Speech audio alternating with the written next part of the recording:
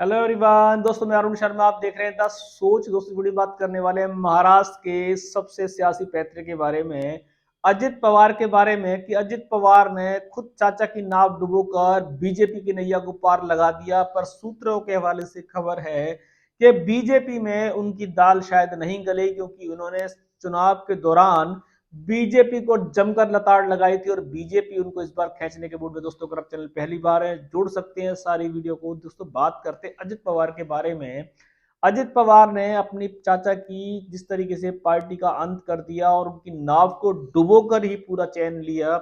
महाराष्ट्र में विधानसभा में जो करारी हार उनके चाचा की हुई है, उसके सबसे बड़े सूत्रधार वही बताए जा रहे हैं।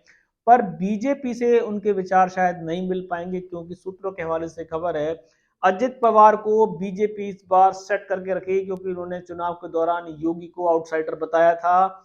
मोदी जी की रैली की जरूरत नहीं समझी थी और बीजेपी को जमकर आके दिखाई थी।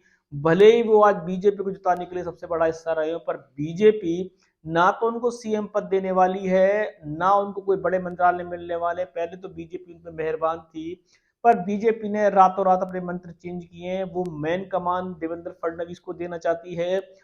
उप डिप्टी सीएम देखा जाए तो वो शिंदे को बनाने की मूड में है। और इस बार अजित पवार की दिक्कतें आ सकती हैं, और अजित पवार का क्या होगा वो समय जानता है, क्योंकि इंडिया गठबंधन की तो नाव उन्होंने डुबो दी और उनकी नाव कैसे पार होगी। बीजेपी को आंखें दिखाकर चुनाव तो जीत गए, बीजेपी के साथ रहकर चुनाव तो जीत गए, पर बीजेपी उनको कितने दिन साथ रखेगी। कहीं ऐसा ना हो कि हरियाणा की तरह उन जैसे खट्टर की सरकार को कुछ टाइम के लिए दुष्यंत चौटाला की जरूरत पड़ी थी और बीजेपी ने समय रहते दुष्यंत चौटाला का जीवन बर्बाद कर दिया। कहीं ऐसा ना हो कि बीजेपी इस बार अजित पवार के साथ वो पत्ते खेल दे जो हरियाणा में दुष्यंत चौटाला का शिकार हुआ। आज उनकी पार्टी का नाम और निशान तक गायब हो चुका है। अजित पवार ने अपने चाचा की नाव डुबोकर बहुत बड़ी यात्रा निकाल ली है। वो सोचते हैं कि उनकी विक्ट्री है और चाचा के हाथ से चुनाव निशान घड़ी वड़ी सब तो छीन लिया है। पर ये क्या घड़ी और बीजेपी उनका साथ देगी, सबसे बड़ा मुद्दा ये है। जिस बीजेपी के आस के सहारे वो इलेक्शन जीते थे, पर बीजेपी ने उनके विचारों से सहमत नहीं है।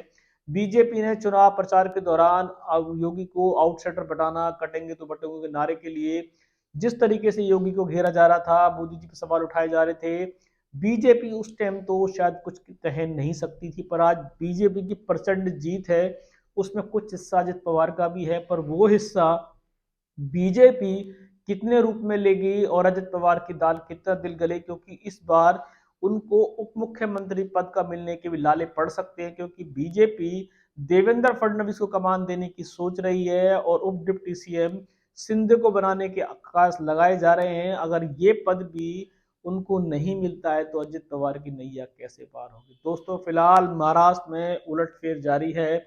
जिस चाचा को नाव डुबोकर अजित पवार ने बीजेपी में अपनी ताल ठोकी है, बीजेपी से उनके विचार अब कैसे मिलेंगे। चुनाव प्रचार में बीजेपी की उनकी काफी बातों से मतभेद जारी थे और बीजेपी इस बार उनको उप मुख्यमंत्री बनाने के लिए भी सोच सकती है। अगर अजित पवार पार्टी को छोड़ने के लिए, समर्थन वापस लेने के लिए कहते हैं, तो शायद उनको इस बार महाराष्ट्र में दो उप मुख्यमंत्री बना सकती है। पर फिलहाल बीजेपी और अजित पवार के विचार बड़े मुश्किल हैं।